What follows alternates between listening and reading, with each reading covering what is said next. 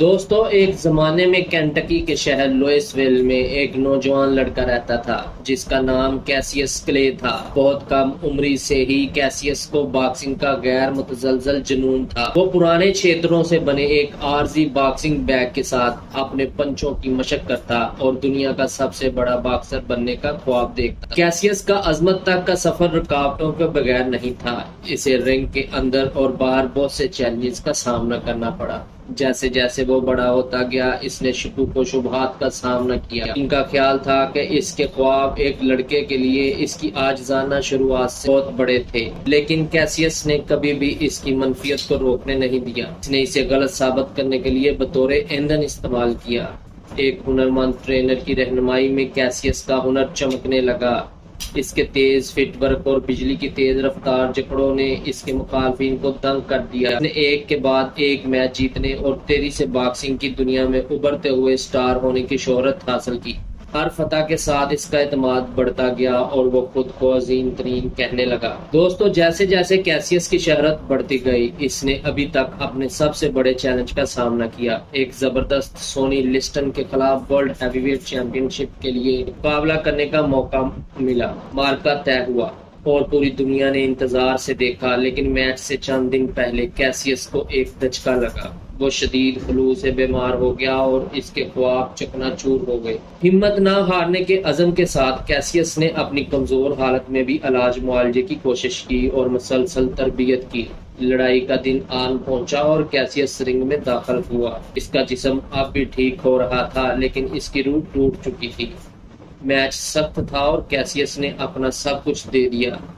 ایک دن شاندار اپ سیٹ میں اس نے سونی لسٹن کو شکست دی اور ورلڈ ہیوی ویٹ ٹائٹل کا دعویٰ کیا۔ دوستو، فتح کے ساتھ کیسیس نے حکمران چیمپئن کے طور پر اپنی پوزیشن مضبوط کر لی، لیکن وہ وہاں نہیں رکا۔ وہ جانتا تھا کہ بہترین ہونا بڑی ذمہ داری کے ساتھ آتا ہے اور وہ اپنی شہرت اور کامیابی کو دنیا میں تبدیلی لانے کے لیے استعمال کرنا چاہتا تھا۔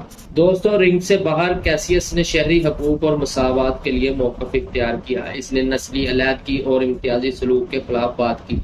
اپنی ہمت اور یقین سے لاتعداد لوگوں کو متاثر کیا، یہاں تک کہ اس نے اسلام قبول کرنے کے بعد اپنا نام بدل کر محمد علی رکھ لیا اور وہ تمام نسلوں اور پس منظر کے لوگوں کے لیے اتحاد اور طاقت کی علامت بن گیا۔ دوستو، جیسا کہ محمد علی نے زبردست مخالفین کے خلاف اپنے ٹائٹل کا دفاع کیا، ہر لڑائی کے ساتھ سسپینس بڑھتا گیا، لیکن اس نے اپنا ٹھنڈک کبھی نہیں کھویا۔ وہ اپنے اس یقین پر ثابت قدم رہا کہ وہ اپنے راستے میں آنے والے کسی بھی چیلنج کو جیت سکتا ہے۔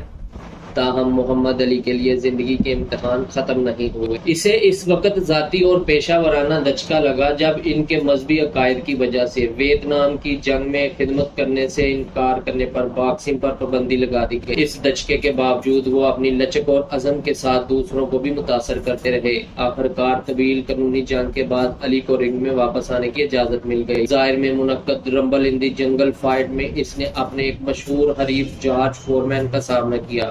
مشکلات علی کے خلاف تھیں کیونکہ فورمین چھوٹا تھا اور اسے ناقابل شکست سمجھا جاتا تھا، لیکن علی کے پاس ایک منصوبہ تھا اور اسے رسی ایک ڈوب کہا جاتا تھا۔ دوستو، رمبل ان دی جنگل لڑائی کے دوران علی نے فورمین کو علی کے محافظ کے خلاف زوردار ضربیں لگا کر خود کو تھکنے کی اجازت دی۔ جیسے جیسے میچ آگے بڑھ رہا تھا، علی نے بہترین لمحے کو پکڑ لیا اور بجلی کے تیز رفتار بونسوں کا ایک سلسلہ جاری کیا جس نے فورمین کو کینوس پر بھیج دیا۔ دنیا حیران رہ گئی جب علی نے ایک بار پھر اپنی عظمت کا ثبوت دیا۔ دوستو، محمد علی کی میراث ان کے باکسنگ کامیابیوں سے آگے بڑھی ہے۔ اس نے ہمیں سکھایا ہے کہ غیر متزلزل خود اعتمادی اور عزم کے ساتھ ہم زندگی کے راستے میں آنے والی کسی بھی رکاوٹ پر قابو پا سکتے ہیں۔